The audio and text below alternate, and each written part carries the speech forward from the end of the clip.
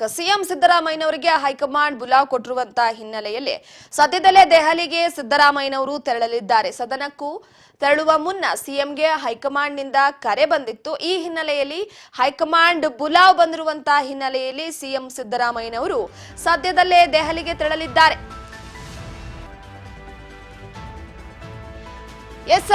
ಸದನಕ್ಕೂ ತೆರಳುವ ಮುನ್ನ CM ಸಿದ್ದರಾಮಯ್ಯನವರಿಗೆ high command ನಿಂದ ಕರೆ ಬಂದಿತ್ತು.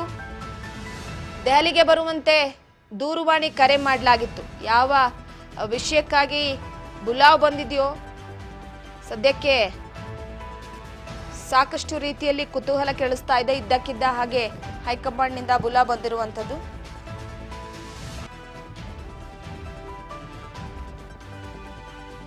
ಸಿಎಂ ಸಿದ್ದರಾಮಯ್ಯನವರಿಗೆ ಈಗಾಗಲೇ ದೆಹಲಿಗೆ ತೆರಳೋದಕ್ಕೆ ಹೈಕಮಾಂಡ್ ನಿಂದ ಕರೆ ಬಂದಿರುವಂತಹ ಹಿನ್ನೆಲೆಯಲ್ಲಿ ಈಗ ಸದ್ಯಕ್ಕೆ ಸದನದಲ್ಲಿ ಕೆಲವೊಂದಿಷ್ಟು ವಿಚಾರಗಳ ಮಾತುಕತೆ ನಡೀತಾ ಇದೆ.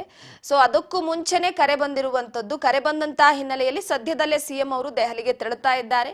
ಹೈಕಮಾಂಡ್ ನಾಯಕರ ಕೆಲವೊಂದಿಷ್ಟು ವಿಚಾರಗಳು, ಯಾಕಂದ್ರೆ ಇತ್ತೀಚೆಗೆ ರಾಜ್ಯದಲ್ಲಿ ಆಗ್ತಾ ಇರುವಂತಹ ವಿದ್ಯಮಾನಗಳ ಕುರಿತು ಚರ್ಚೆಯನ್ನ ಕೂಡ ನಡೆಸಲಿದ್ದಾರೆ. ಅದರ ಜೊತೆಗೆ ಹೈಕಮಾಂಡ್ ಸಿದ್ದರಾಮಯ್ಯನವರನ್ನ ಕರೆಸ್ಕೊಳ್ತಾ ಇರುವಂತಹ ವಿಚಾರವಾಗಿ ಒಂದು ಸದನಕ್ಕೂ ತೆರಳುವ ಮೊದಲು ಹೈಕಮಾಂಡ್ ನಾಯಕರ ಜೊತೆ ಮಾತುಕತೆಯನ್ನ ನಡೆಸಿರುವಂತದ್ದು. ಸುಮಾರು ಹೊತ್ತು ಹೈಕಮಾಂಡ್ ನಾಯಕರ ಜೊತೆ ಚರ್ಚೆಯನ್ನ ನಡೆಸಿದ್ದಾರೆ. ದಿಢೀರಾಗಿ ದೆಹಲಿಗೆ ಬರುವಂತೆ ಬುಲಾವನ್ನ ನೀಡಲಾಗಿದೆ ಹೈಕಮಾಂಡ್.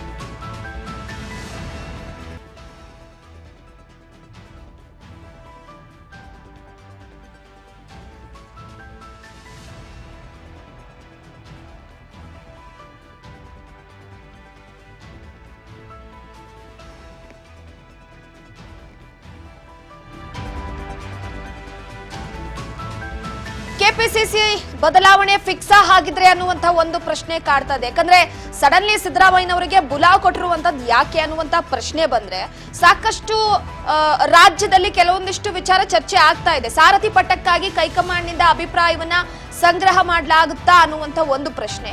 ಡಿಕೆ ಶಿವಕುಮಾರ್ ಅಧ್ಯಕ್ಷರಾಗಿ 5 ವರ್ಷ ಪೂರೈಸಿದ ಹಿನ್ನೆಲೆಯಲ್ಲಿ ನೂತನವಾಗಿ ಅಧ್ಯಕ್ಷರ ಆಯ್ಕೆ ಆಗಬೇಕಾಗಿದೆ. ಸೊ ಹಾಗಾಗಿ ಕೆಪಿಸಿಸಿ ಅಧ್ಯಕ್ಷ ಬದಲಾವಣೆ ಫಿಕ್ಸ್ ಆಗಿದ್ರೆ ಅನ್ನುವಂತ ಒಂದು ಪ್ರಶ್ನೆ. ಕೆಪಿಸಿಸಿ ಅಧ್ಯಕ್ಷಗಿರಿಗಾಗಿ ಈಗಾಗಲೇ ಸಿದ್ದರಾಮಯ್ಯನವರ ಬಣದವರೇ ಸಾರಥಿ ಸಾಲಿನಲ್ಲಿ ನಿಂತಿರುವಂತದ್ದು. ಆ ಹಿನ್ನೆಲೆಯಲ್ಲಿ ಒಂದು ಕಡೆ ಈ ಹಿಂದೆ ಕೂಡ ಡಿಕೆ ಶಿವಕುಮಾರ್ ಅವರು ಹೈಕಮಾಂಡ್ ನಾಯಕರನ್ನ ಭೇಟಿಯಾಗಿ ಒಂದು ಕಡೆ ಡಿನ್ನರ್ ಮೀಟಿಂಗ್ ಸಂದರ್ಭದಲ್ಲೂ ಕೂಡ, ಈಗ ರೀಸೆಂಟ್ ಆಗಿ ಇಟ್ಟಿದ್ದಂತಹ ಡಿನ್ನರ್ ಮೀಟಿಂಗ್ ನಲ್ಲೂ ಕೂಡ ಸಿದ್ದರಾಮಯ್ಯನವರ ಬಣದವರು ಅಂದ್ರೆ ಸತೀಶ್ ಜಾರಕಿಹೊಳಿ ಅವರು, ರಾಜಣ್ಣ ಅವರು, ಪರಮೇಶ್ವರ್ ಅವರು ಗೈರಾಗಿದ್ರು, ಹಾಜರಾಗಿರ್ಲಿಲ್ಲ. ಸೊ ಹಾಗಾಗಿ ಈಗ 5 ವರ್ಷ ಪೂರೈಸಿದ್ದಾಗಿದೆ ಡಿಕೆ ಶಿವಕುಮಾರ್ ಅವರು. ಈ ಹಿನ್ನೆಲೆಯಲ್ಲಿ ಕೆಪಿಸಿಸಿ ಅಧ್ಯಕ್ಷ ಪಟ್ಟಕ್ಕಾಗಿ ಸಾಕಷ್ಟು ಫೈಟ್ ನಡೀತಾ ಇದೆ. ಸಾರಥಿ ಪಟ್ಟಕ್ಕಾಗಿ ಹೈಕಮಾಂಡ್ ನಿಂದ ಅಭಿಪ್ರಾಯವನ್ನ ಸಂಗ್ರಹ ಮಾಡುವ ವಿಚಾರಕ್ಕೆ ಸಂಬಂಧಪಟ್ಟಂತೆ ಚರ್ಚೆ ನಡೆಸೋದಕ್ಕೆ ಕರೆದಿರಬಹುದಾ? ಡಿಕೆ ಶಿವಕುಮಾರ್ ಅವರನ್ನ ಈಗಾಗಲೇ ಸದ್ಯದ ಮಟ್ಟಿಗೆ ಈಗ ಅವರ ಹತ್ರ ಸಾಕಷ್ಟು ಖಾತೆಗಳಿದೆ. ಸೊ ಅದರ ಜೊತೆಗೆ ಇನ್ನೊಂದೇನಪ್ಪಾ ಅಂದ್ರೆ ಕೆಪಿಸಿಸಿ ಅಧ್ಯಕ್ಷಗಿರಿಗಾಗಿ ಆಯ್ಕೆ ಮಾಡುವ ಬಗ್ಗೆ ಚರ್ಚೆ ನಡೆಸೋದಕ್ಕೆ ಸಿದ್ದರಾಮಯ್ಯನವರನ್ನ ಕರೆಸಿ ಒಂದು ಅಭಿಪ್ರಾಯವನ್ನ ಕೇಳಿರಬಹುದಾ? ಸಿಎಂ ಸಿದ್ದರಾಮಯ್ಯನವರ ಜೊತೆ ಹೈಕಮಾಂಡ್ ನಿಂದ ಚರ್ಚೆಯನ್ನ ನಡೆಸಿ ಮುಂದಿನ ಕೆಪಿಸಿಸಿ ಅಧ್ಯಕ್ಷಗಿರಿಯ ವಿಚಾರಕ್ಕೆ ಸಂಬಂಧಪಟ್ಟಂತೆ ಒಂದು ಸುಳಿವನ್ನ ಕೊಡ್ಲಾಗುತ್ತಾ? ಹಾಗಿದ್ರೆ ಕೆಪಿಸಿಸಿ ಅಧ್ಯಕ್ಷಗಿರಿಯ ವಿಚಾರವಾಗಿ, ಯಾಕಂದ್ರೆ ಒಂದು ಸಚಿವ ಸ್ಥಾನವನ್ನ ಕೂಡ ಬಿಟ್ಕೊಡೋದಕ್ಕೆ ರೆಡಿ ಇದ್ದಾರೆ ರಾಜಣ್ಣ ಅವರು, ಇನ್ನೊಂದು ಪರಮೇಶ್ವರ್ ಅವರು ಕೂಡ. ಅದರ ಜೊತೆಗೆ ಇನ್ನೊಂದೇನಪ್ಪಾ ಅಂತಂದ್ರೆ ಈಗಾಗಲೇ ಸತೀಶ್ ಜಾರಕಿಹೊಳಿ ಅವರಂತೂ ಪಟ್ಟಿಡಿದು ಕೂತು ಬಿಟ್ಟಿದ್ದಾರೆ. ಯಾವುದೇ ಕಾರಣಕ್ಕೂ ಕೂಡ ನಾನು ಕೆಪಿಸಿಸಿ ಅಧ್ಯಕ್ಷಗಿರಿಯ ವಿಚಾರಕ್ಕೆ ಸಂಬಂಧಪಟ್ಟಂತೆ ಹಿಂದೆ ಸರಿಯೋ ಮಾತಿಲ್ಲ ಅಂತ.